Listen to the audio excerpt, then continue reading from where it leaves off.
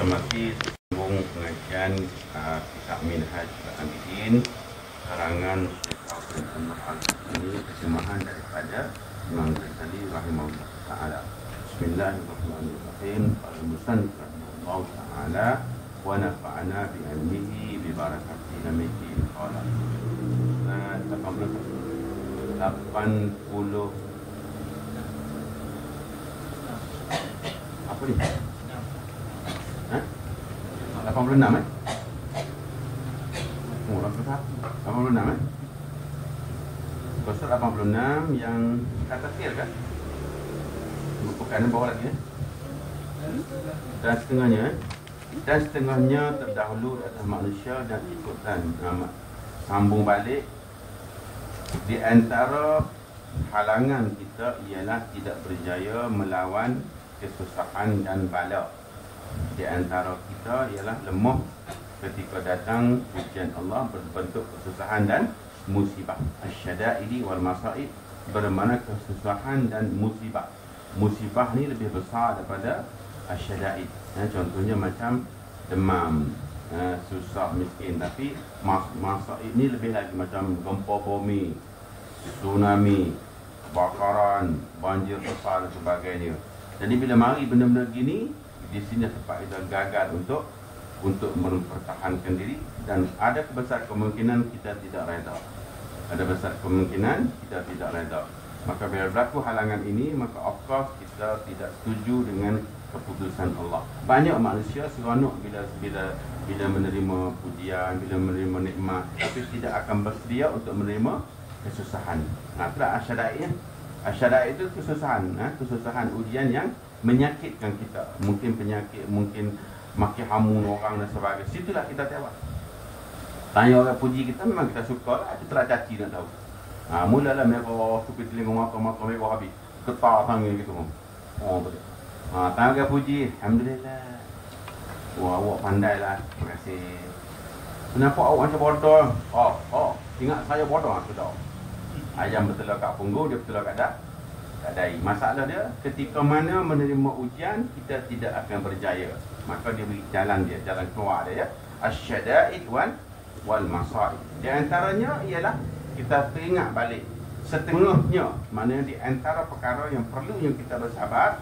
Dahulu, kisah zaman-zaman dulu, para nabi dan rasul, ulama, sahabat-sahabat, ulama-ulama sebagainya, di atas manusia dan ikutan orang yang dia berjaya menjadi nabi dan rasul, menjadi lambang contoh kerana dia berjaya melepasi ujian Allah Subhanahu wa taala. Dan firman Allah Subhanahu wa taala, wa ja'alnahum a'immatan yahduna bi amrina lamma sabaru. Dan ni ada dua, ya, wa ja'alnahum. Kalau wa ja'alnahum ini bukan surah Sajadah, ya. Ini surah Al-Anbiya. Jaga siapa baca surah Sajadah jangan bertukar dengan surah Anbiya. Ada dua mari wa ja'alnahum ni. Kalau ada walamma sabaru belakang tu, ini bermakna surah Sajadah. Bila surah Sajadah dia ada minhum. Wa ja'alna minhum a'immatan yahduna bi amrina lamma sabaru. Tetapi kalau surah Anbiya, wa ja'alnahum a'immatan yahduna bi amrina wa awhayna. Itu daripada surah Anbiya, dia ada beza sikit. So, jangan ada orang tidak mengamati. Bila baca surah Sajadah, jaga dia wa ja'alna minhum. Anbiya wa ja'alna hum.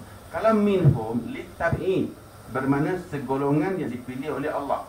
Kalau wa ja'alna hum secara total, ada perbezaan. Kalau wa ja'alna minhum, aku jadikan setengah daripada kalangan mereka. Tapi kalau wa ja'alna hum, semua sekali daripada golongan tu. Macam kata Nabi Nuh contohnya, ditujukan kepada Nabi Nuh, wa ja'alna hum. Mana tu? Semua mereka-mereka yang ada atas kapal tu, 40 keluarga, semua sekali tu mendapat petunjuk dari Allah Subhanahu wa taala. Lepas tu mari wa ja'alnahum.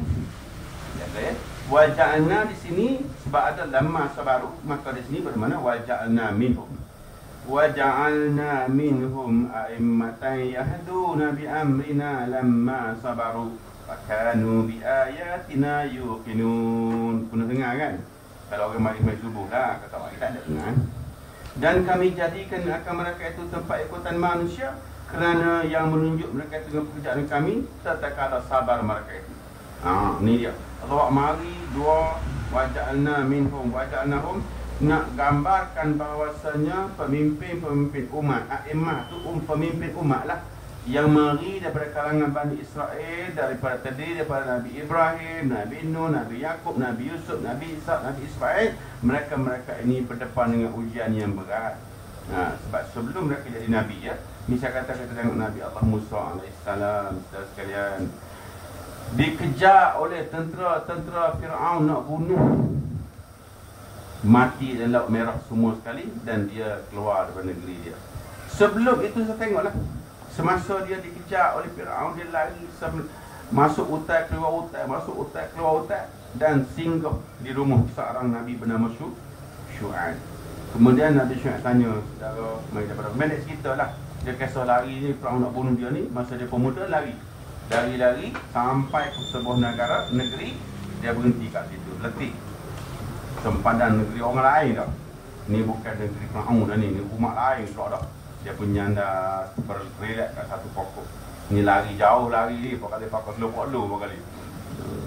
Nyanda kat pokok. Jadi orang kampung tu mari ni pelik ni, orang mana mari ni pelik tak je mari sini ni. Dia tanya mari mana, mari nampak kahit tak ada kaya dah tu. Lebih kurang begitulah. Jadi nganya kau pokok. Jadi anak dara dua orang ni mari awal sikit pada orang lain. Dia mari dah tengok muta. Dia tanya, dia terkejut ni. Budak ni berlari. Jangan lari kata dia. Saya pakai perompak. Nak pergi mana awak ni dua orang ni? Saya ni, kata dia, saudara, saya nak tunggu kumpulan penggembala kambing datang. Untuk apa? Untuk buka perigi, beri minuman kambing. Mana di Jazirah Arab ni wadi, dia panggil wadi. Lembah tempat air, perlunya air ada lembah situ. Jadi, habis kenapa awaknya? Saya nak tunggu orang laki-laki datang. Kenapa nak tunggu orang ramai datang? Penutup perigi ini terlalu berat. Dia kata tak apa, kalau awak nak cepat saya boleh tolong. Dia kata kalau awak nak tolong saya tak ada masalah lah.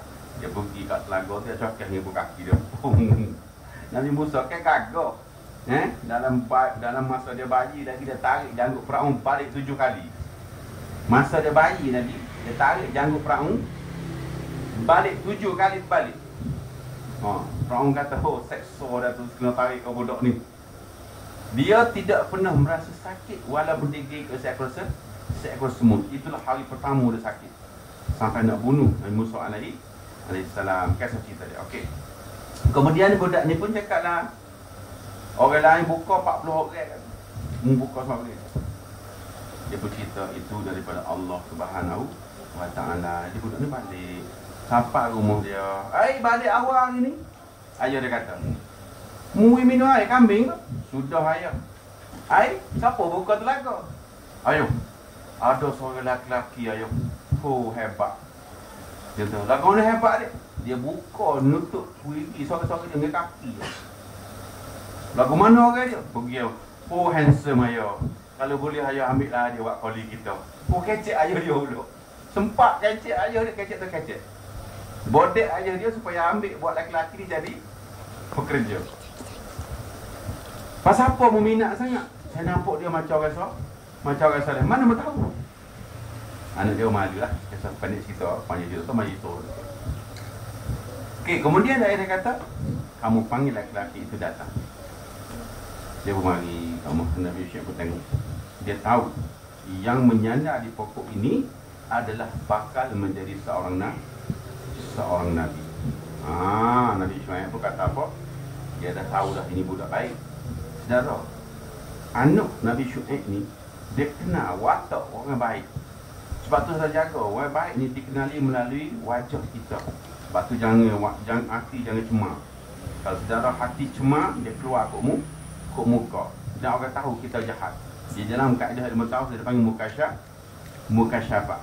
Diberi oleh Allah kepada orang suci namanya firasat.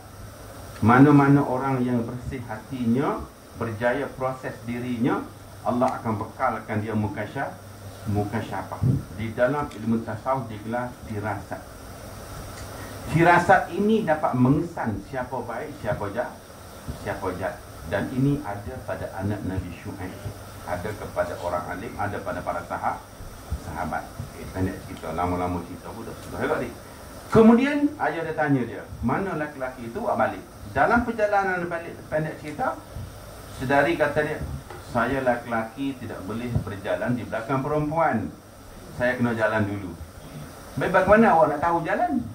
Kata dia, oh itu senang saja. Awak ambil butir batu, kalau ke kiri, awak baling ke kiri. Ke kanan sini. Kalau ke kanan, baling ke kanan. Kalau ke kiri, baling ke kiri. Kalau tengah, baling tengah. Oh, tu dia. Tak boleh nak kata kiri, kanan sikit. Tak boleh. Dia kena menggunakan batu. Kalau kita sekarang, bang cepatlah bang. Rumah ayah depan sikit je. Cepatlah. Tetapi anak Nabi Syuaib, jangankan bersuara, saudara, pakai biji batu. Saudara, saya pernah pergi rumah satu orang dakwah, bapak dia orang alim lah, boleh tahan alim lah. Saya kenal dengan dia. Jadi saya pergi rumah dia cari ayah dia lah, tinggal ayah dia. Jadi tutup pintu. Assalamualaikum, tak ada. Assalamualaikum, tak ada. Tapi selipar dia. Okey, ada lampu buka, kipas buka. Assalamualaikum. Oh, sombong anak tu guru ni. Saya pun letih lah, saya pun nak pusing balik. Kejap lagi, jatuh kertas. Saudara sekalian, saya pun pusing balik. Minta maaf, ayah saya tiada di rumah. Ini bukan anak Nabi Musa ni. Ini bukan anak Nabi Syuaib. Anak orang hidup di abad 21. Rakyat Malaysia, baru ICDU. Jadi saya baca, minta maaf, ayah saya tiada di rumah. Kalau kita lah agak kalau anak kita, keluarga kita. Assalamualaikum. Waalaikumsalam. Ustaz. Dengar kau siapa? Masuk tak? Mau suruh masuk lagi. Dia suruh masuk pula. Minum air. Oh, minum air pula. Allah suka ni ustaz bohong. Anak Nabi Syuaib, saudara sekalian, tunjuk jalan, kena butir batu. Oh, balik kanan. Oh, kok ni? Oh, kok kanan? Straight sikit. Tu dia. Ada soalan saya kata? Sampai di sana, maka ayah dia kena ini bakal jadi nabi. Melalui tanda-tanda wataknya, apa semua gedebak-gedebuk, maka dia pun berpura-pura mengajak menjadi sebagai pekerja gembala kambing. Of course dia setuju, saudara, sebab dia lagi mana dia kena amak ke Firaun.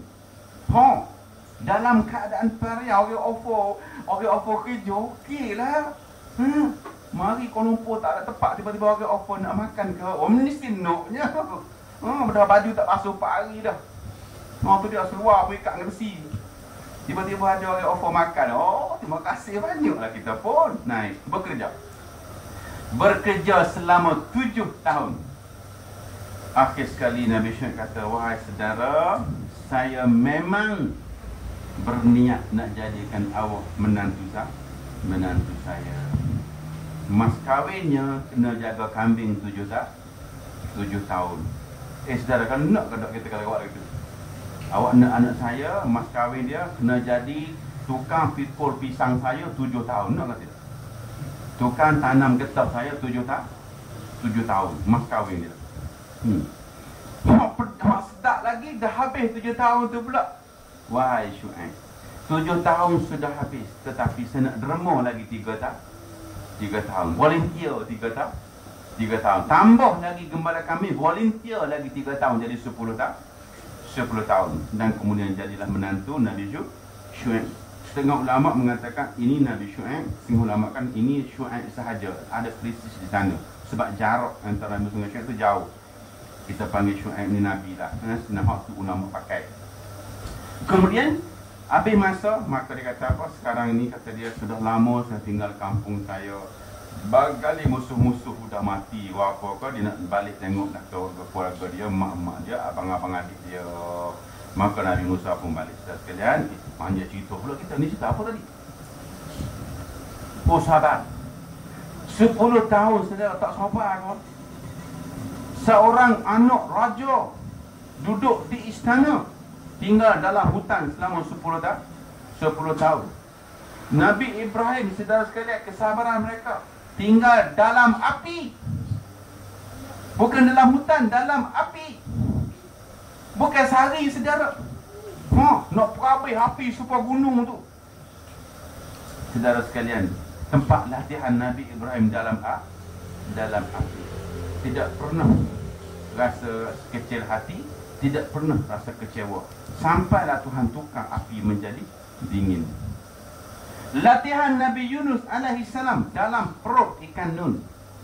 Saudara, 40 hari 40 malam dalam ikan, dalam perut ikan. Saudara, tak ada aircon, tak ada kapek, tak ada apa benda, tak ada ikan, tak ada macam kita sengaja itu ada juga sadir-sadir ke kering.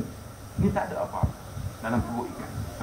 Sampailah Allah keluarkan dia di pantai dalam keadaan yang sudah lesu dan tidak bermaya, bagai seorang mayat, bagai bayi baru lahir. Habis semua, hancur semua. Dan Allah besarkan dia di bawah satu pokok, dan kemudian dia membesar dan pulang semula berdakwah kepada kaumnya. Saudara sekalian, ujian Nabi Muhammad sallallahu alaihi wasallam mengatasi segala nabi-nabi lain. Dia dihalau keluar oleh kaumnya sendiri. Saudara sekalian, halau keluar, dan dalam perjalanan keluar, saudara sekalian, orang kejar dengan berbagai-bagai cara. Ada dengan bom atom, dengan pedang, dengan anak panah, nak bunuh. Sampai separuh jalan dikejar, sampai separuh jalan dikejar, sampai separuh jalan dikejar, melebihi 4 hari 4 malam nak sampai ke kota Madinah Jasir. Di antara cerita saya dengar duduk dekat yang letih, Nabi nyandar kat pokok dengan kasut kaki-kaki berdarah sebab kena batu-batu kerikil. Menyandar kat pokok, datang seorang lelaki dengan kuda. Sekejap jatuh, sekejap bangun, sekejap jatuh, sekejap bangun, nampak Nabi. Nak dapat hadiah ni, hadiah 1000 ekor unta. Sampai kat Nabi. Nabi tengah Nabi dia bercabut pedang. Ya Muhammad, siapa sekarang yang menjaga kamu? Nabi nak buat apa? Begitu. Siapa jaga kamu? Nabi pun kata, Allah yang menjaga saya. Laki-laki tu bergetar tangan ni, jatuh pedang. Nabi pun ambil pedang dia, angkat kat dia. Siapa jaga saudara? Dia kata apa? Tak ada orang jaga. Nabi kata, kalau tak ada orang jaga, sila balik. Ambil pedang ni, bagi kat kaummu, aku Muhammad Rasulullah. Dia ambil pedang dia, lari balik kampung. Dia kata, aku tak pernah jumpa orang sebab ini atas muka bumi. Aku nak bunuh dia, jangan patut dia bunuh aku. Tapi dia tak bunuh. Memang dia benar. Ini cerita kisah dia. Sampai kota Madinah, kita sambung kita gitu. Nak cerita sabar tadi. Lepas tu dah ada. Saudara, besarnya kesabaran para nabi, di antaranya ialah Nabi Ishaq alaihissalam bersama keluarganya dan abangnya bernama Ismail. Lagu mana? Ayah dia sendiri sembelih dia, diperintah oleh Allah Subhanahu Wa Taala. Ada kalau kita kalau fikir kalau tak sabar. Lepas tu dah kahwin pula dengan Siti Hajar. Dah kahwin, dah lama-lama kahwin, dah tak dapat anak kahwin dengan orang lain, dah dapat anak pula, dah diperintah oleh Allah suruh buang kat tengah pada pasir pula. Dah tak dapat anak pula suruh buang di tengah-tengah padang pasir. Tinggal di sana, biar aku jaga, Tuhan kata. Bawa bini dia, anak masih merah, katakan, masih tidak reti bercakap dan masih lagi perlu menyusu. Tinggal di tengah-tengah padang pasir. Masa tu Mekah tu tak ada pokok kayu, tak ada apa pun, air pun tak ada. Tinggal kat situ. Tak ujian tu. Maka orang ni lah yang menjadi pemimpin manusia. Inilah orang yang menjadi pemimpin kepada umat. Sebab tu dia mari sini, wa ja'alna minhum a'immatan yahduna bi amrina lamma sabar. Kata kalau ayat sejadah, wa ja'alna minhum a'immatan yahduna bi amrina lamma sabar. Tapi kalau ayat surah lain, surah Anbiya, wa ja'alnahum a'immatan yahduna bi amrina wa auhayna. Allah akan guna perkataan wa auhayna ilaihim fi'lal khairat min iqamati salah wa ita'iz zakat. Siapa? Nabi-Nabi Ibrahim, Ishaq, Lut, Yaqub, Yusuf dan sebagainya. Maka dia guna perkataan wa ja'alnahum, menjadikan mereka pemimpin umat. Adapun dalam surah Sejadah, wa ja'alna minhum. Sebab apa? Banyak di kalangan Bani Israel yang menentang Nabi Musa alaihi wasallam. Cuma separuhnya saja yang beriman kepada Nabi, maka digunakan waja'na minhum. Minhum litab'in. Beza dia, saya tulis ya. Perbezaan antara waja'nahum dengan waja'na minhum. Hak ni waja'alnahum a'immatan yahduna bi amrina. Yahduna bi amrina. Hak yang kita baca selalu waja'alna minhum a'immatan yahduna bi amrina, yang bi amrina lamma sabar. Dia dipilih dari kalangan mereka, dari kalangan litab'in. Dalam bahasa Arab dia panggil litab'in, yang mensetengahkan dia, yang bukan semua, separuh saja. Dia panggil min. Wa min ni bermakna litab'in, di antara mereka, separuh daripada mereka, ataupun di antara kalangan mereka. Aimatan, umat, pemimpin umat, yahduna bi amrina, mereka mendapat hidayah dan menjalankan segala perintahku lamma sabaru, apabila dia melepasi ujian sabar. Ni kisah cerita dia. Sebab tu sesekalian dalam kes-kes Al-Quran baik, hadis baik, dia akan memahami ayat-ayat tu, dia mahu gap. Kalau minhum, dia panggil litab'in. Kalau hum saja, keseluruhan, tidak ada pilihan. Macam Nabi Nuh AS, ya. Kaum-kaum Nabi Musa ketika mana lari daripada Bani Israel, ketika mana lari daripada Fir'aun, abad-abad seterusnya, Allah akan guna ayat-ayat berbeza-beza. Dengan banyak, tetapi tatkala sabar mereka, dan setengahnya puji, kita terus pergi, dan setengahnya puji Allah akan firman-Nya. Dia puji kepada orang yang menjalani sabar tadi.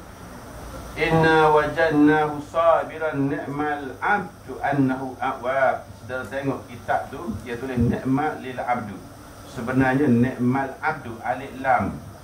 Alif lam kamariah, ni'mal abdu, bukan ni'mal lil abdu. Awwab, kerana mereka kembali bertaubat, Allah bertukar menjadi orang yang sabar tadi, maka Allah suka. Aku dapati pujian kepada mereka, kerana sabar mereka itu sebaik-baik hamba, kata yang kembali kepada kami. Mana yang dengan taubat lah.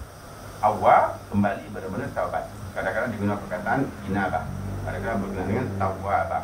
Ini bermakna kembali balik kepada Allah, bermakna orang taubat. Dan setengahnya menyukakan Allah Ta'ala daripada rahmatnya. Digunakan perkataan orang yang menjalani sabar tadi, wa basyiris sabirin, hantarlah yang Muhammad berita gembira kepada orang sabar. Semalam juga pagi lepas kita dah belajar kan, Allah Subhanahu Wa Ta'ala menggunakan perkataan qul kepada krisis antara hamba-Nya dengan dirinya. Dan Allah Ta'ala tidak menggunakan qul kalau krisis dengan Nabi Muhammad sallallahu alaihi wasallam. Kisnya salah satu tu kisah Abu Lahab. Abu Lahab Allah Ta'ala suruh dengan tabat yada Abi Lahabin. Dia tak ada qul. Tetapi sebelum ni ada qul huwallahu ahad. Ahad. Qul ya ayyuhal kafirun. Kafirun. Jadi dia ada mai perkataan qul, tapi tabadah tak ada. Tak ada. Pasal apa? Pasalnya Abu Lahab ini krisis dengan Nabi. Krisis dengan Nabi direct. Maka Allah Ta'ala bantu Nabi terus pukul kepada Abu Lahab.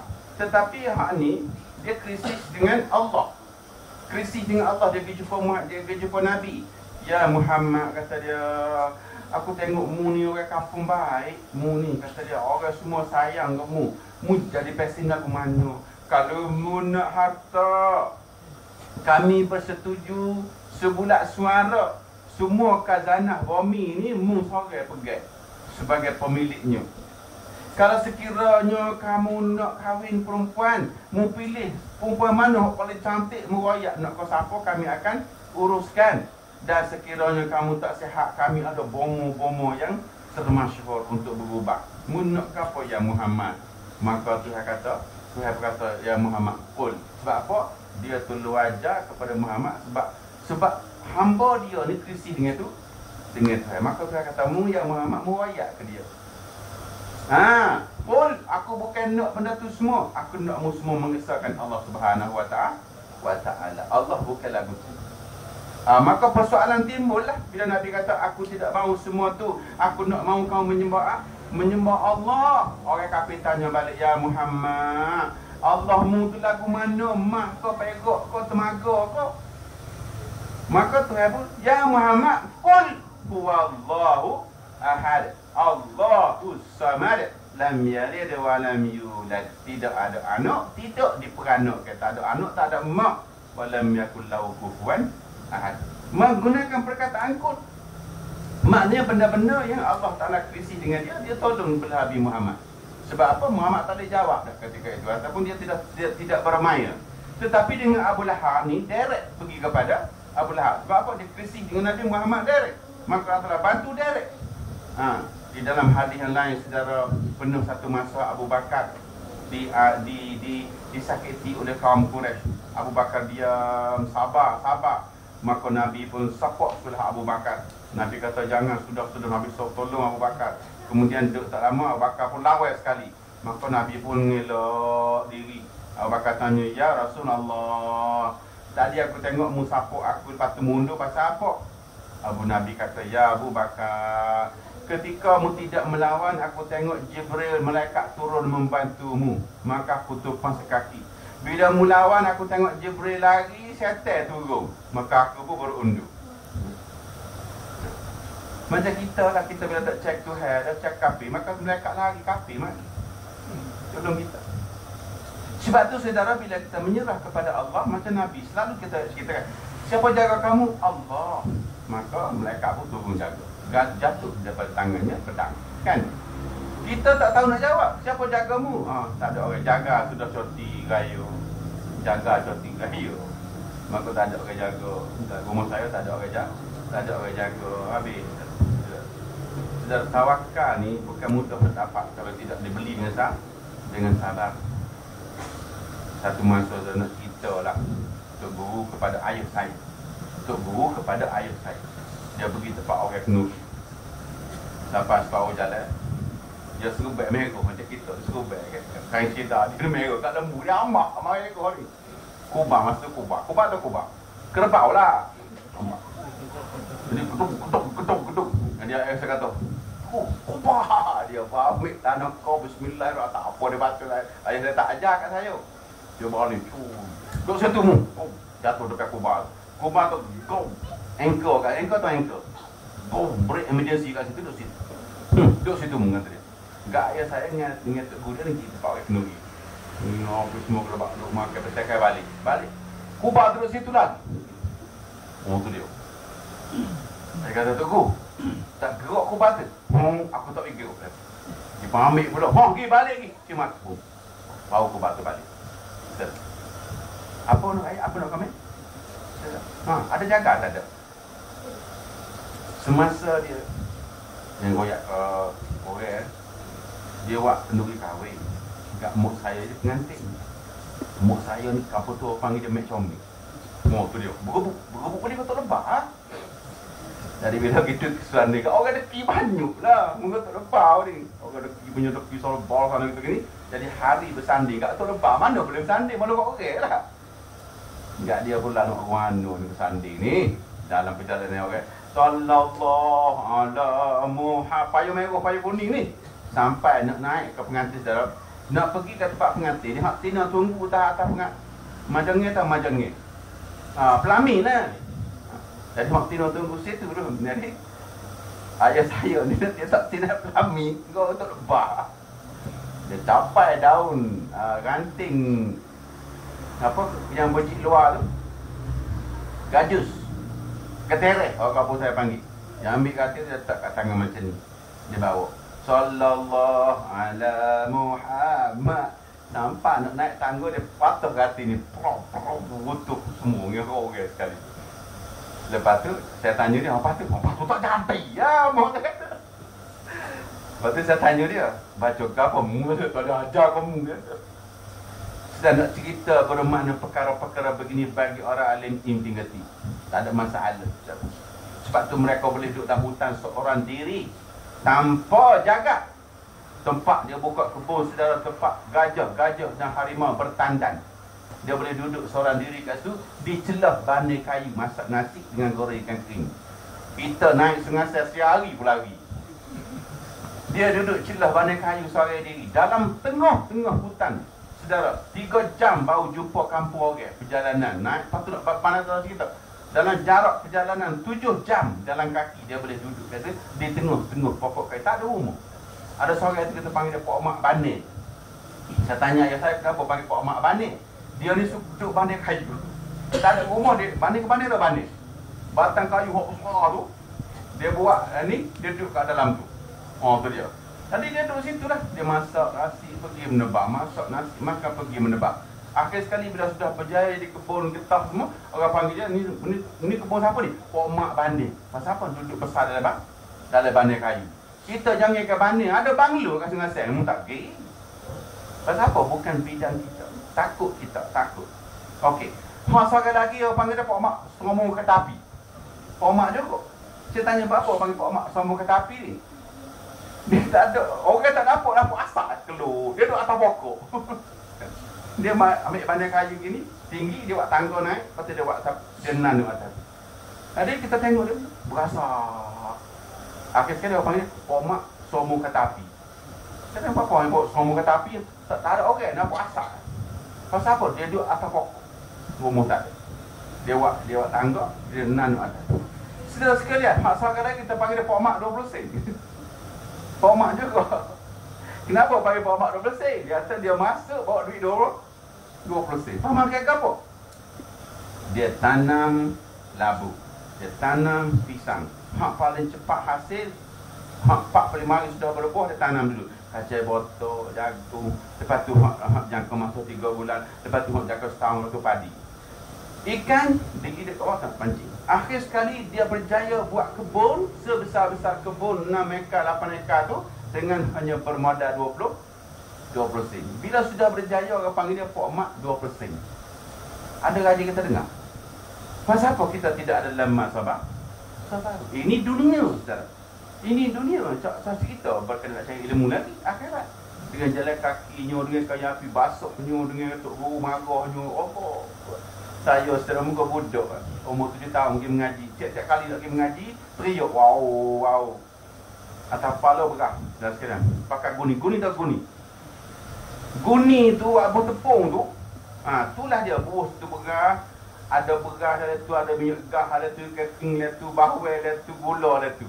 Imut ikat. Untuk seminggu. Lepas tu tak pala. Pala pula saudara, bukan macam pala kita ni. Pala tak ada rambut. Bau cukup, kekah gini rambut. Jatuh cicok, pecah. Oh tu dia, tok tani. Sengit tekok. Muka kita kecil. Tok guru baik kecil. Apa tengah jalan, teriak dulu. Wow. Nak apa? Pasal tak nak pergi belajar. Nak pergi apa? Ada kita lagu-lagu tu? Tak ada. Minimum mak bekal. 5 ya. Tu dia. Dengan kasut semak, seluar, gosok lagi. Lepas tu belajar pun saudara sekalian. Ada aircon, kapet, kursi, semua siap. Tok guru siap-siap okok lagi. Jadi bagaimana kita nak sabar benda yang tidak ada ujian? Sebab benda-benda yang baik secara berkenaan dengan agama mesti dikolek melalui ujian. Sebab tu dia sebut kat belakang tu lama sabaru. Sebab tu kita nak ambil benda mesti menyelam di dalam lautan yang dalam. Benda-benda yang bermahal dia duduk di bawah. Sudah macam mutiara. Dia duduk di dalam kerang dan kerang berada di dasar laut. Mutiara duduk di dalam seekor kerang dan kerang berada di dasar laut. Begitulah dengan ilmu. Begitu juga keredaan. Begitu juga dengan ketakwaan. Nak mendapatnya mesti kolek melalui benda yang susah. Maka perlukan kepada sabar. Kita hiduplah sikit saja. Sikit saja masalah saja. Aku dendam padamu. Kita sebab apa? Tidak mendapat kejayaan. Di antara senjata yang kita tidak ada adalah sabar. Orang alim, Nabi-Nabi dan Rasul, para sahabat, dia berbekalkan sabar untuk membeli kejayaan daripada Allah Subhanahu wa ta'ala. Wa basyiris sabirin, hantarkan berita gembira kepada orang sabar. Dan kata sampai kepada ila qaili. Ila qaili bermakna penghujungnya ulaika alaihim salawatum min rabbihim wa rahmah. Dan mereka itu, dia guna perkataan ulaika. Mereka itu siapa? Orang-orang yang sabar. Cakap bolehlah sabar, tapi nak mengamalkannya susah sekali. Salawatun min rabbihim rahmah. Allah Ta'ala sendiri berselawat kepada orang sabar. Orang Allah Ta'ala sendiri berselawat kepada orang-orang sabar. Di mana masa bila Nabi SAW bergantung kepada Allah, maka ketika itulah Allah bantu dia. Selama mana dia bergantung kepada Allah. Begitu juga kita. Dan disukai olehmu akan orang yang sabirin, hingga firman Allah mereka itu, atas mereka itu salawat daripada Tuhan mereka itu, dan rahmat dan kasih sayang. Dan setengahnya, kenapa kita perlu bersabar? Di antaranya lagi, mahabbah daripada Allah mengundang kasih sayang daripada Allah. Hasil daripada sabar. Dan sabar ni, kalau kita nak cerita lah, apabila mari kesusahan dan ujian, baru boleh sabar. Ketika kita sihat, kita kaya, kita gagah perkasa, nak sabar tang mana? Saudara, begitu juga nikmat. Nikmat ni datang apabila di zaman kita mendapat kesenangan, baru datang ni nikmat. Bintang nikmat, nak sabar apa? Sabar ni ketika mari kesusahan. Kita ketika kesusahan tu lah kita nak lari je. Bila nak sabar? Bila nak sabar? Susah sikit. Ini kalau ada generator sedap ni, kau beli generator. Lepas beli generator pula, ini jalan ni tak sedap ni, kita beli batu dah. Pasal apa? Kita tidak bersedia menerima kesusahan. Tetapi apa boleh buat, itu latihan. Itulah latihan. Kalau kita kata, tak payah buat jalan lah, bukah je lah, tak ada orang nak pergi mau kaya pula. Anak warna tu jatuh. Dekat pertama pergi, dah ajar aku jatuh, guli. Sebab apa? Gaun. Lepas tu duduk macam tinggi ni, sudah buat jalan. Lepas buat jalan, air besar ni beli kalpok. Saudara, ada kemungkinan tak lepas kita buat jalan raya ni minyak tak, kita buat tempat mukayam tu ada 2 tikam, pakai kapet lagi. Ada kemungkinan tak kosong? Ada kemungkinan tak kosong? Ada. Sebab apa? Ketakwaan kita mesti diambil melalui kesusahan. Tapi sebab kalau kita kata tak usah repair, orang tak segi langsung. Sebab apa? Sebab semua ketakwaan, keimanan dan kepentingan makam mesti diambil melalui kesusahan. Dan kita tidak bersedia. Susah sikit pun kita tak mahu. Akhir sekali kita tidak dapat menikmati rasa sabar. Nak pergi berok payung, dah prepare buat jambai pula. Akhir sekali payung, jambai tak ada air pula. Buat taki. Akhir sekali mana nak jumpa susah? Tak ada. Bila tidak ada kesusahan, saudara, dia akan menjadi hari ini dalam sejarah. Kita tak akan pergi lagi di sana. Sebab apa? Allah Ta'ala tidak akan tambahkan takwa di tempat yang ada kesenangan. Jangan main. Tapi kalau kita buat lagi tu, tak ada lagi. Nak senang bawa tak lagi. Sebab apa jadi gitu? Sebab bukan kita pemilik sabar. Kita bukan pemilik sabar. Sebab tu ini sebagai pelajaran. Sebab tu dia mari bab ni lambat. Muka suka 80 ni baru sapa. Tak ke sapa awal-awal, tak ada terbaik pokok pula. Bila sampai sini barulah, tak apa, itching tak apa. Ada. Mula-mula dulu boleh, pasal apa sekarang tak boleh. Mula-mula dulu boleh. Mak Radhi jalan tengah malam 2 km tak pakai seluar. Pasal apa boleh? Dan ketika itu kita akan rasa selesa. Amat hebat, betul tak? Pasal apa? Pasal kita berbentuk sabar dalam ujian. Tengah malam jalan. Dah ada hutan rimau pula tu. Sapa dekat kamu buat sapa kata ni siapa bodoh. Pasal apa boleh? Sebab manusia akan dipimpin oleh Allah bila mana dia menempuh kesukaran. Dan di situ kita sabar. Bila sabar, maka bantuan Allah pun innallaha ma'as sabirin. Tapi kita tidak bersedia. Jangan kau kita ujian sikit lagi dah. Malah lah. Ujian ribut. Alah dah. Nabi Ibrahim latihan dalam api. Nabi Musa latihan dihalau oleh Fir'aun 10 tahun jadi gembala kambing. Nabi Muhammad SAW menjalani latihan daripada kecil. Tukang ikat tali kasut, tukang gembala kambing, koli kepada seorang wanita. Sudahlah koli toke dia wanita bernama Khudaijah. Jadi kuli kepada seorang wanita. Dia jadi sebab apa? Nak menjalani latihan. Sampailah dia dewasa dan dia sudah kental. Dan dia rasa sekabut. Tidak tenang melihat maksiat yang berlaku di kota Makkah. Dia membawa diri ke Gua Hira. Berapa lama sekarang? 6 tahun. Bukan 6 hari, 6 tahun. Berulang-alik setiap bulan Ramadan. Sebab apa? Setiap bulan Ramadan ada pesta di kota Mekah. Nama pesta tu pesta ulang tahun, Olimpik tahunan di Pasar Ukas. Orang kafir, orang Quraisy akan buat pesta. Pertandingan ratu cantik, pertandingan memanah, pertandingan kuda, pertandingan pedang, pertandingan judi, pertandingan lomba unta dan berbagai-bagai. Dan ketika itu Nabi sallallahu alaihi wasallam lari ke Gua Hira. Setiap tahun selama 7 tahun. 6 tahun, tahun ke-7 turun wahyu di Gua Hira. Kenapa mereka lari? Sebab mereka dijaga oleh Allah, tidak mahu menerima segala benda berbentuk maksiat. Sebab mereka maksum. Jadi sabarlah. Hak pelik tu saudara, hak tukang hantar nasi perempuan. Hak tukang hantar makanan ke Nabi perempuan. Duk naik turun ni perempuan, nama Siti Khadijah, saudara, wanita. Kita naik salah ni sedap lah, ni ada tangga. Zaman Nabi dulu, jejak bukit betul, tak ada tangga, trek pun tak ada. Hak masa saya pergi 5 tahun itu, 6 tahun yang lepas, sudah ada trek Afghanistan buat. Walaupun tak ada pemegang, adalah trek sikit-sikit. Sekarang ni saudara lagi hebat, ada tangga lagi. Tak lama lagi ada accelerator naik. Jadi di mana lagi kesusahan? Tak ada. Tak ada kesusahan. Tak ada kesusahan. Bila tidak ada kesusahan, di mana kita nak sabar? Masa bila kita nak sabar? Maka peluang sabar sudah tidak ada, sudah tertutup. Bila peluang sabar sudah tertutup, hidayah akan terhijab. Sebab kita tidak dapat mengesan hidayah melalui kenikmatan. Dia dapat diambil melalui kesusahan. Sebab tu Allah akan uji manusia ni. Allah allazi khalaqal mauta wal hayata liyabluwakum ayyukum ahsanu amala. Dia memang sengaja bagi kita susah supaya kita kental, supaya pintu hidayah terbuka. Supaya pintu hidayah terbuka. Kita tak mau. Tak mau, tak terbuka lah kunci dia. Okay. Dan setengahnya mahabbah, orang sabar tadi akan mendapat kasih sayang Allah. Innallaha yuhibbus sabirin. Dan bahasanya Ta'ala kasih akan orang yang sabar. Dan setengahnya darjat yang tinggi dalam syurga. Firman Allah Subhanahu Wa Ta'ala, ulaika yujzauna al-ghurfata bima sabaru. Sabaru saja. Ulama ni tekan sikit pasal sabar. Pasal apa? Sabar adalah makanan ahli ulama. Makanan aulia dan anbiya dan makanan alim ulama. Mereka berhibur dengan kesusahan mereka. Kita memang tidak boleh. Kita bukan makam kita.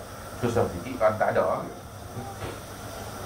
Mereka itu dibalas dengan bilik yang di puncak syurga. Bilik yang tertinggi sekali di syurga. Kalau di Malaysia, kalau di zaman kita ni kita panggil dia penthouse. Oh tu dia. Rumah yang di atas sekali, harga paling mahal sekali. Jadi di syurga pun ada penthouse. Dan dia disediakan untuk orang sabar. Penthouse ni dengan barang yang sabar mereka itu. Dan setengahnya karamah yang amat besar firman Allah Ta'ala, salamun alaikum bima sabartum. Allah Ta'ala kirim salam kepada orang yang sabar. Sebab itu saudara, assalamualaikum tidak boleh diberi kepada orang fasik, tidak boleh diberi kepada orang kafir, tidak boleh diberi kepada orang durhaka. Sebab ini ucapan yang Allah beri kepada orang beriman. Tidak boleh. Sebab itu jangan main-main dia. Allah Ta'ala beri ayat kepada orang yang beriman dengan assalamualaikum. Salamun alaikum bima sabartum. Selalu kita baca dalam surah dalam surah Ar-Rahman ke apa kata, kalau kita jumpa berkenaan dengan kisah Al-Sabri beri salam. Bila jumpa perkataan salaman, maka itu bermakna assalamualaikum, khususnya kepada orang-orang ahli syurga. Dia akan menggunakan salamun alaikum. Macam kita bagi salam, kalau kita bagi salam semayang kan, assalamualaikum warahmatullahi, kita bersalam, salamun alaikum, tak batal solat. Tapi jangan buat. Orang kata ajaran sesat. Tapi nak cerita yang solat tidak batal. Tapi kita tak ajar buat. Ini jangan orang buat. Kita kata ajaran sesat lah. Salamun alaikum sama dengan assalamualaikum. Tapi jangan berdepan duk Assalamualaikum. Assalamualaikum. Ni tak jangan sampai dekat usul. Oh sudah. Black Maria mari. Nak ceritanya banyak benda yang kita tidak tahu. Sebab tu kita tuduh orang. Sebab kita tidak cukup pengetahuan dan bidang ilmu makrifat. Sebab tu kita tidak beramal dengan perkara-perkara yang orang tidak tahu. Di antaranya zikir jahat pun. Orang penjaga masjid. Kita tak boleh buat. Kita buat benda-benda orang tak terkelik otak saja. Jangan pula kita pakai awak zikir jahat di pasar, rumah orang putus. Jangan buat benda-benda yang menyebabkan orang tidak faham, jangan amal. Lepas tu kita berhati-hati. Banyak orang dok minta wirid lah, minta apalah. Sudah, ni bukan zaman dia. Kalau beri wirid, diamalkan wirid, nanti sudah pakat dok beramal wirid, sudah tak sampai sebulan, pintu akan dikunci. Maka kita tukar wirid kita ialah membaca Quran selepas subuh. Clean. Tidak ada orang yang ragu kepada kita. Tapi kalau kita guna wirid, saya nak bagi tahu, tak payah lain, lepas subuh saja. Amalan guru saya, lepas subuh ialah kita baca La ilaha illa anta. Setak lepas subuh saja, La ilaha illa anta subhanaka inni kuntu minaz zalimin. Sebanyak 33 kali minimum. Laisa laha min dunillahi kashifa, laisa laha min dunillahi kashifa. 33 kali. 33, saudara. Habis wirid, matahari sudah nak naik, menjelang siang baru habis. Setelah habis, saudara baca kitab. Baca kitab. Kalau kita amal benda ni, saudara sekalian, bukan tak boleh. Yang pertama, surau akan kosong. Kau paskat sedang menunggu. Yang kedua, orang akan kata amalan terbang. Puak-puak tu sedang beramal untuk terbang. Tak lama lagi semua sekali batu tujuh terbang ke langit. Sebab tu sekarang lepas sembahyang saya Al-Fatihah. Berapa ramai sikit-sikit mana wirid, Saudara, zaman sekarang zaman kontroversi. Orang tanya mana wirid? Selepas sembahyang saya belajar Quran. Tidak ada wirid yang lebih besar daripada Al-Quran. Settle masalah. Lepas tu ni saudara pergi sungai Set. Itu amalan guru kita, amalan guru saya lah. Guru saya tak tahulah. Mungkin Akhir, mungkin Pok Lokman. Banyak tu guru yang ada di Malaysia. Dipilih kita nak berguru dengan siapa. Guru banyak, ada senarai di masjid tu. Baru pula ustazah yang terkenal. Ustazah yang baru ni lagi hebat. Amat laku sekarang. Siapa dia? Abi Abadi. Yang paling masyhur sekarang, ustazah yang sedang meningkat naik, dan Abi Abadi.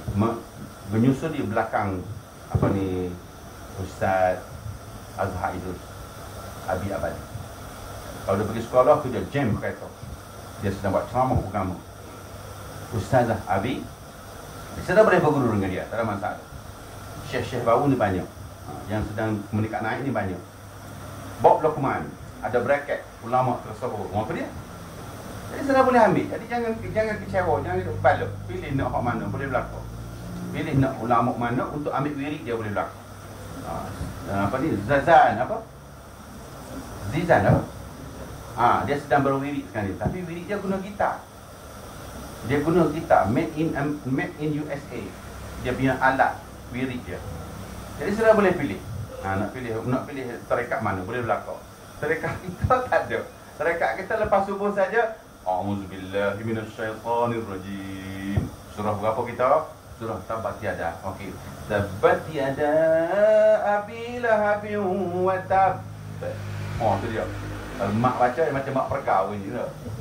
Itulah tarekat kita. Tak ada gitar, tidak ada instrumental, dan tidak ada tak tahu saya macam tak flex kan ni. Nasyid lah apalah, jangan. Jadi kita membuat satu perkara yang tidak ada keraguan di dalam bidang agama. Kita akan bawa satu amalan, pelajaran dan pegangan yang insya-Allah tidak ada keraguan dalam agama. Kitab kita pun semua kitab muktabar. Tidak ada kitab rekaan orang baru. Semua kitab muktabar yang telah dipilih oleh ulama 450 tahun yang lalu. Sama ada bahasa Arab atau bahasa Jawi. Tidak ada keraguan. Sudah diterima oleh ulama. Masa saya jumpa Santin, saya tanya saya, Ustaz, ana nak tanya entah. Dia kata, baca sikit. Saya baca. Okey. Ana nak tanya entah. Saudara, bukan main-main. Yang kita belajar ini, saya kena baca di hadapan Ustaz Hasan Din Al-Hafiz. Saudara sekalian, bukan sekat dekat saudara. Saya kena baca depan dia dan saya kena hurai depan dia bersama seorang pegawai tinggi Majlis Agama Negeri Selangor. Bukan suka-suka ambil tepi jalan mengajar, sesak. Kalau sesak Harun Tin jumpa Hasan Tin jumpa dulu. Ini di Selangor. Di Kelantan saudara mufti, imam besar negeri dan esko agama, 3 orang. Mufti, imam besar negeri masa tu bernama Datuk Ahmad, dan kemudian esko masa tu Mak Iraki. Tunggu duga saya. Kena baca kitab depan dia. Kena baca kitab depan dia dan kena hurai depan dia. Saudara sekalian, mari sini tiba-tiba diberi sesak oleh pokok roh. Kita jangan main-main. Bukan bidang agama, bukan boleh direka-reka cipta. Dia ditapis rapi, termasuk pagar-pagar agama tu. Ingat suka-suka apa? Kalau saudara buat ajaran sesat tak sampai 3 bulan, saudara, masuk bulan kelima saja, tu dia, Selayang, Ulu Yam tu Ulu Yam. Tempat latihan orang-orang ajaran sesat Ulu Yam. Pakai seluar pendek, kasut besi, kelekang. Jangan main. Jangan buat rekaan dalam agama. Kita sebab tu biasa yakin dengan pelajaran ulama-ulama dulu, dia tidak akan bawa orang kepada kesesatan. Minhajul Abidin, Matla'il Badrin, Bughyatul Tullab, Sirajul Talibin. Berbagai-bagai kita ini telah muktabar. Durus Samin, saudara sekalian, tidak ada pertikaian dan sebagainya. Termasuk yang kita belajarkan Minhajul Abidin dalam bidang ilmu tauhid, dalam bidang ilmu tasawuf. Tengok dia susun bab sabar, dia susun bab sabar. Assalamualaikum bima sabartum, sejahtera kamu atas sabar kamu dan setengahnya pahala yang tiada berkesudahan dan tiada berhingga yang keluar daripada waham makhluk dan terdapat membilangkan dia. Mereka firman Allah Ta'ala, innama yuwaffas sabirun ajruhum bighairi hisab. Di antaranya orang sabar, saudara, pahalanya tanpa hisab. Saudara, kalau dah tak dapat hisab, nak masuk neraka lagu mana? Tak ada benda yang nak dikira dah. Bermakna ulama kata ada di kalangan orang awam boleh masuk syurga tanpa hisab. Imam Ghazali ditanya oleh anak murid dia, tuan, boleh tak orang awam macam kami ni masuk syurga tanpa hisab? Imam Ghazali jawab, harus. Bukan saja Nabi dan Rasul dan para sahabat dan orang syuhada, orang awam pun boleh masuk, ada harapan masuk syurga tanpa hisab kerana sabarnya terlalu tinggi. Imam Ghazali kata harus. Bagaimana dengan dosa-dosa, wahai Imam? Dia kata dosa-dosa akan diampunkan Allah melalui taubat. Bagaimana kesalahan yang telah lalu? Ma mata wa ma fata. Bagaimana meningkatkan makam kita yang tinggi macam para nabi dan para rasul? Sabar. Maka innama yuwaffas sabirun ajruhum bighairi hisab. Maka bila ditanya kepada Imam Ghazali kata harus bagi orang awam memasuki syurga tanpa hisab. Sepatutnya syuhada, ulama amilin, para nabi dan rasul. Tetapi orang awam pun boleh masuk syurga tanpa hisab. Sebab itu dia maknanya waja'alnahu, kumpulan yang masuk syurga tanpa hisab. Kita gunakan waja'alna minhum a'immatan yahduna bi amrina lamma sabar. Supaya nabi kita tidak sedih. Sebab tu ada majawab ni ya. Waja'alna minhum a'immatan yahduna bi amrina lamma sabaru. Supaya nabi kita tidak sedih. Waja'alnahu hudan li bani Israil. Sebelum tu kan, waja'alnahu, aku berikan kepadanya Taurat, kepada Nabi Al-Quran, hudan li bani Israil. Tetapi bagi Nabi hudan li umat Muhammad, supaya Nabi kita tidak kecewa. Allah Ta'ala kata waja'alna hudan li bani Israil waja'alna minhum a'immatan yahduna bi amrina lamma sabaru. Maka ahli Nabi pula pun waja'alnahu Al-Quran hudan bagi umat Muhammad. Kemudian waja'alna minhum a'immah, aku jadikan juga mereka itu pemimpin umat. Maka lahirlah Umar Al-Khattab, lahirlah Imam Syafi'i, lahirlah Imam Ghazali, lahirlah Imam Nawawi, macam Nabi Allah Musa juga. Tetapi Nabi Allah Musa, Allah Ta'ala beri waja'alnahu Al-Taurat. Bila sampai kat Nabi waja'alnahu Al-Quran. Kalau dia dapat hidayah menggunakan Taurat, maka umat Muhammad hidayah Al-Quran. Kalau mereka ada pemimpin umat, ada dia punya Nabi Sahab, Nabi Yaqub, Nabi Yusuf, Nabi Lut, Nabi Yunus, maka Nabi ada sahabat. Ada Umar, ada Abu Bakar, ada Umar, ada Uthman, ada Ali, ada Imam Syafi'i, ada Imam Nawawi, ada Imam Ghazali, ada Imam Sayuti dan sebagainya, sampailah kepada ulama-ul amilin. Maka Inilah dia hasil daripada waja'alnahu hudan li bani Israil waja'alna minhum a'immatan yahduna bi amrina lamma sabar. Kenapa Umar tinggi? Sebab sabar. Kenapa Abu Bakar tinggi? Sebab sabar. Kenapa Abu Osman tinggi? Sebab sabar. Kenapa Ali tinggi? Sebab sabar. Sampailah kepada para alim ulama. Kenapa alim ulama tinggi? Sebab sabar. Guru saya dikepung selama 3 malam. 3 malam dikepung untuk keluar dan ditangkap untuk dibawa ke Batu Gajah. 2 minggu baca Yasin berturut-turut, basuh jubuk terus. Saudara sekalian, bukan main-main. Sekarang sudah tidak ada. Senang mengajar kau bebas. Ada mereka ajar, kita mengajar. Tak ada. Saudara, selepas merdeka, ulama-ulama tidak dibenarkan mengajar. Tapi zaman itu sudah berlalu. Tidak ada lagi ujian. Apa lagi yang kita nak lawan? Boleh mengajar sampai pagi boleh, tak ada orang marah. Dulu saudara, semua pondok-pondok diperintahkan tu tutup dan gurunya ditangkap dan dibawa ke Batu Gajah dan ada meninggal dunia saudara sekalian. Ujian mereka bukan semua sekarang sudah semua orang sudah memahami agama. Sekarang sudah tidak ada lagi ujian itu. Yang ada sekali ujian malas. Yang ada ujian malas. Ujian tangkap, ujian bunuh sudah tidak ada. Zaman dulu saudara, orang alim akan ditangkap dan dibawa ke Batu Gajah. Sekarang Batu Gajah boleh di bandar. Batu Gajah tempat orang alim boleh di bandar. Rumah-rumah terek naik. Dulu hutan rimau, tempat rimau. Tempat kurung untuk guru. Tapi jangan cerita. Ini zaman dulu. Zaman sekarang sudah tidak, malah agama diperbesarkan. Sekarang ini dakwah diperbesarkan. Malah pihak kerajaan bagi injection lagi untuk menyebarkan ilmu agama. Zaman dulu lain saudara. Bukan macam kita kan. Nak pergi mengaji menyorok saja. Buka pondok pun dalam hutan. Tapi sekarang tu dia di tengah-tengah bandaraya dan tidak ada ujian kepada ulama yang besar semasa zaman itu. Sebab apa? Sebab zaman ujian sudah lepas. Telah dilalui oleh alim ulama. Dan sekarang kita zaman ujian belajar.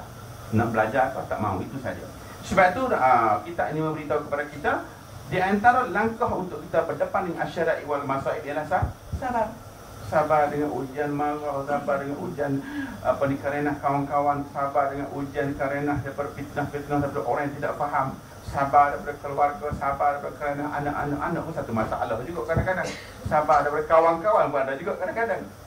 Bila kita pakai serba sikit, alim nampak kawan bagi. Pakai ridak, nampak syekh, nampak kawan bagi. Patut kawan bagi perangsang. Ni semua ujian lah tu. Ujian. Patutnya kita dengan kawan-kawan ni patut menambah. Berlumba-lumba untuk fastabiqul khairat. Dia tak perkanya saya dia. Tapi kita tidak berlaku lah. Nampak rajin sikit, rajin nampak. Tu dia marah rajin. Patutnya baguslah. Air banyak ujian, anak beronak. Ni tak, bila kawan rajin, perli pula lagi. SMS nampak rajin benar, tu dia. Dia kawan munyung. Tapi tidak berlaku lah, ni larangan-larangan. Yang kita boleh buat ialah fastabiqul khairat. Fastabiqul khairat. Berlumba siapa yang lebih baik. Kalau dia boleh pergi, aku boleh pergi. Kalau dia rajin, aku boleh rajin. Kalau dia boleh buat, aku boleh buat. Ni tak, bila kau dia boleh buat, wak nampak. Ni pula press dia supaya slow down. Dia kawan ni break ke belakang. Break pula bunga dekat tayar. Betul ujian break.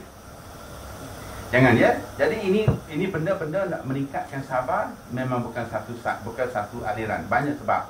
Di antaranya keuangan, di antaranya keluarga, di antaranya sakit, di antaranya fitnah, di antaranya berbagai-bagai. Sebab Allah sengaja buat allazi khalaqal mauta wal hayata liyabluwakum.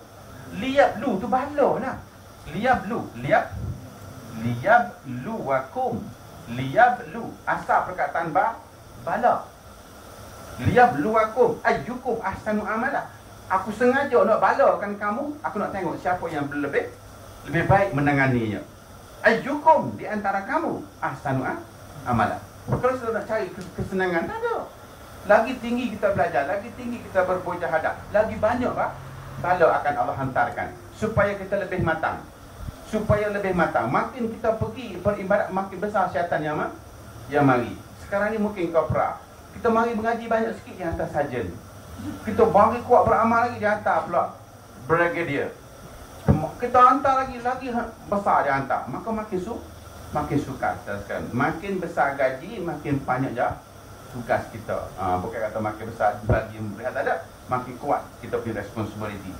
Jadi sabar ni di antara perkara yang menaikkan pangkat kita dengan Allah Subhanahu Wa Taala sampai ke tahap bigari hisab. Sabar pahala kira-kira maha suci